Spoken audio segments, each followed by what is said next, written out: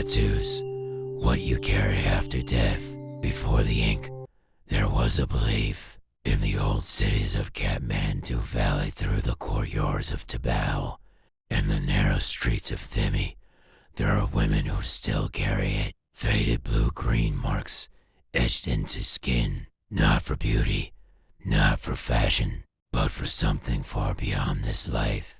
They call it La Chaku, writing on the flesh. The act of tattooing.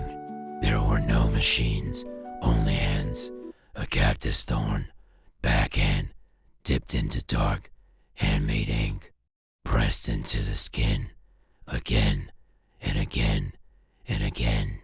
Slow, painful, permanent. These tattoos were not done in silence. They happened in groups during gatherings, during festivals, amid the noise and movement of Bhairab Mashindranath Jatra. Older women worked with precision. Younger girls endured it, because this was something you had to carry. The belief, in your belief, when you die, you take nothing with you. No gold, no land, no name. Everything stays behind, everything, except what is written on your body. These tattoos were called a treasure. Some even say pocket money for the afterlife, because the journey after death is not easy, and you don't go empty-handed. Raw belief, local voice. There is a saying, still remembered by elders, getting or die naked. Not naked in this world, but in the next. Without these marks, you are unrecognized, unprepared, alone. With them, your ancestors know you.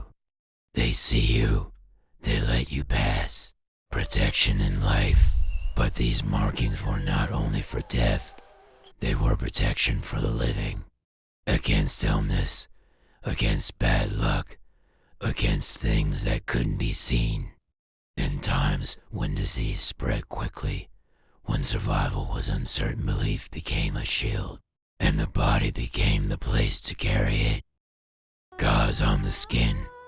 Many of these tattoos carried the forms of gods. Bhairab, Ganesha, Shiva, Krishna, drawn not with perfection, but with belief. Rooted in both Hinduism and Buddhism, these images were not decoration. They were protection, presence, a way of carrying the divine on your skin. Patterns and meaning. Some marks were simpler. Lines, dots, shapes repeated over time. Tikijhya, patterns, borrowed from the carved windows of Newar homes.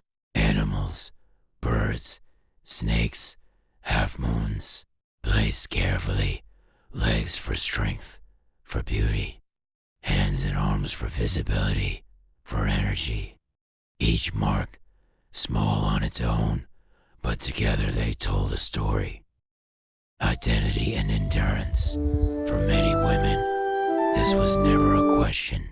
It was expected to endure the pain, to carry the marks, to belong. These tattoos became identity, not chosen freely, but accepted, lived with, and carried for life. Fading tradition. Today, that tradition is fading. Younger generations walk different paths. What was once pride is sometimes seen as outdated, or even something to hide. And so, slowly, the markings disappear, except on those who still carry them, like living archives of a belief that refuses to fully vanish. These tattoos were never just marks. They were belief, protection, identity, and preparation for something beyond life. But now, as that belief begins to fade, the question remains, if nothing in this world could follow you after death, except what you carry on your own body, what would you choose? faith, protection, or something that proves you are here. Centuries ago, these marks began as protection for the body, the soul, and the journey beyond.